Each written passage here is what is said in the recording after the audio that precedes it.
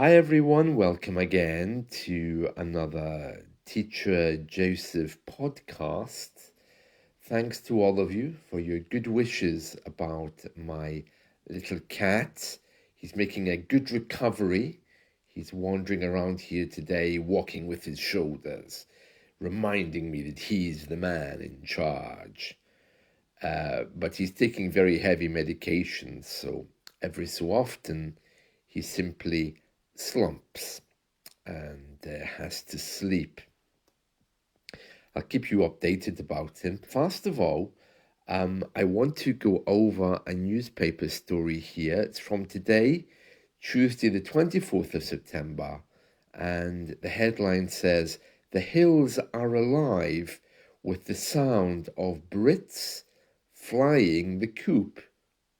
And I need to explain what that means, okay? So first of all, a coop is a little cage where you keep birds. If you've ever had chickens before, you know chickens, they spend their life inside, but they wander around the garden sometimes as well.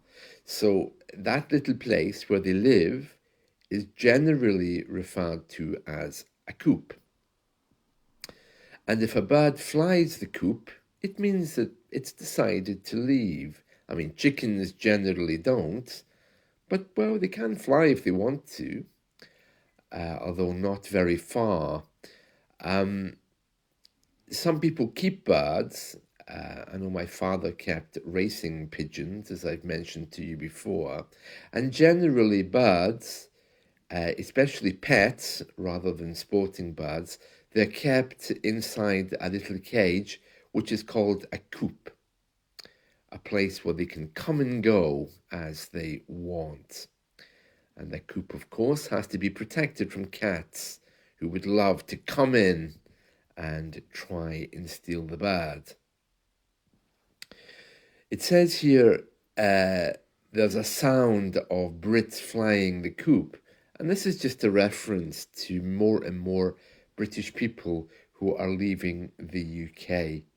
When many talented people leave the UK, that's always referred to as a brain drain, because it means that the most intelligent people basically got up and left.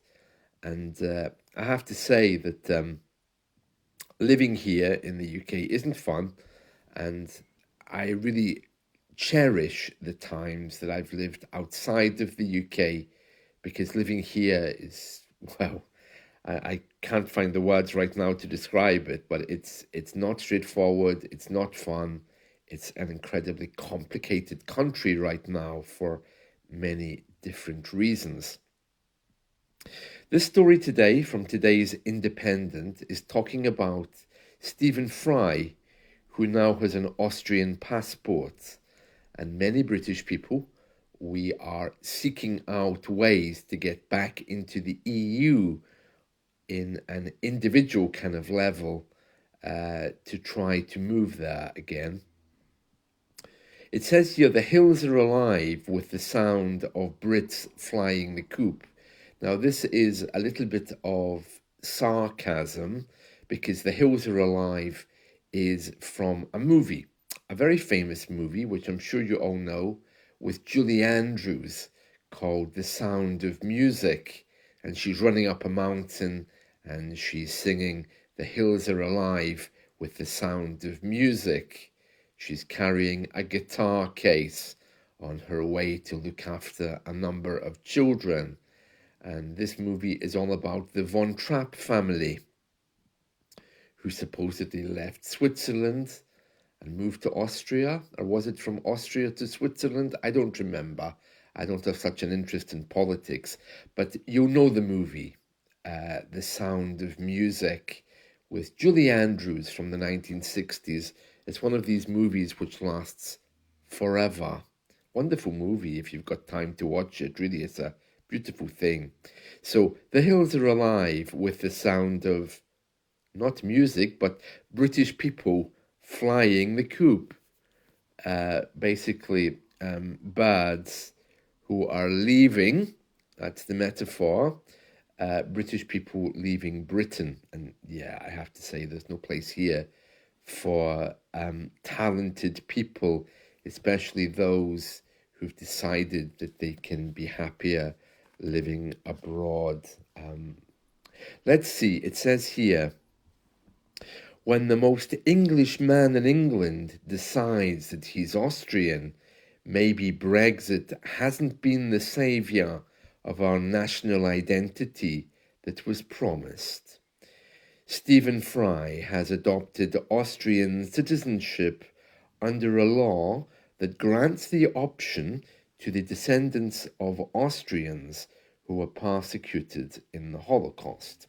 He says it also allows him to stick his tongue out at Brexit. Now, this is what British people say when they want to insult someone or something.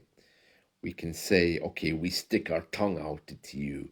And we actually put our tongue outside of our mouth to show you how unhappy we are.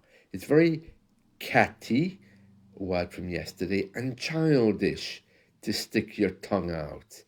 If you stick your tongue out at someone, it's the height of rudeness, and you could get yourself punched in the face for that. But it's usually something which children do.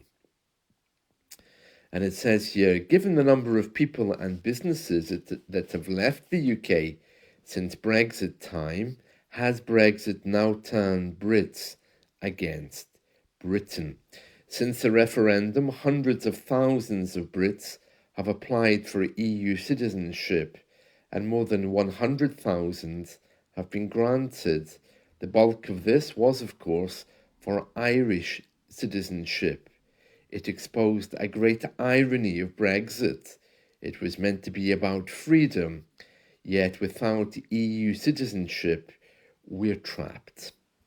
We used to have the automatic right to live and work in 31 countries, EU plus the single market countries of Norway, Iceland, and Liechtenstein.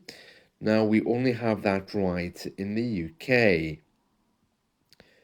And the author says, I don't know about you, but I prefer voluntary love to forced marriage.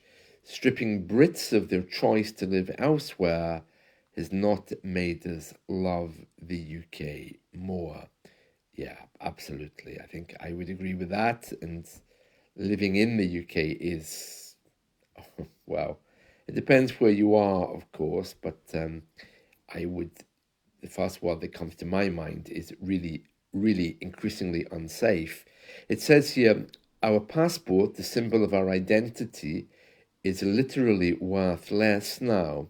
Didn't Martin Luther King once say, I had a dream that one day my passport will be judged not by the colour of its outer skin, but by the ports it lets me pass.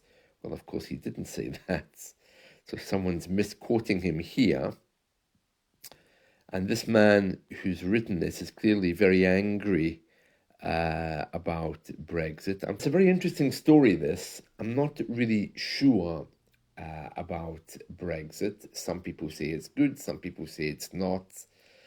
For me personally, as I've mentioned before, I don't like the idea of division and separation. So I can understand that this story is very arbitrary in its presentation there. It's incredibly defensive, and it's putting forward the argument that we should indeed be allowed freedom to move around. But it depends. But for me personally, yeah, I'm always in favour of having access to other countries, of course, because I'm an English teacher. So that's quite normal, isn't it? Right, so that's an interesting story from today. A lot of British people very upset. And yeah, I mean, most of us have some connection with Ireland. Remember, Irish immigration was huge in the 19th century. So my grandmothers were Irish. So if I wanted access to the European Union. I simply have to claim that. Alternatively, I'm married to a Spanish person, so I could easily get back to the EU with that in mind. But having said that, I mean, I'm getting older. I don't know, but I can tell you that Britain, the people who are talented, the people who used to run the country, and I think the people who have a bit of cash are all choosing to live somewhere else. Even our ex-Prime Minister, his name was Rishi Sunak. He has very strong ties with America. Boris Johnson himself was an American citizen before he became Prime Minister of the UK. So, yeah, all of us have connections to other countries. So, to try to restrict that somehow doesn't seem to make a lot of sense to me. But, well, I'm not in charge, am I? Well, that's a story from today. I'm sorry it's not directly related to cats, but certainly we'll be picking up on more cat-themed news stories this coming week, because that is our weekly lesson. If you haven't seen my weekly lesson yet, please do head over to my website, or you can download it or listen to it on my YouTube audio feed or on Spotify.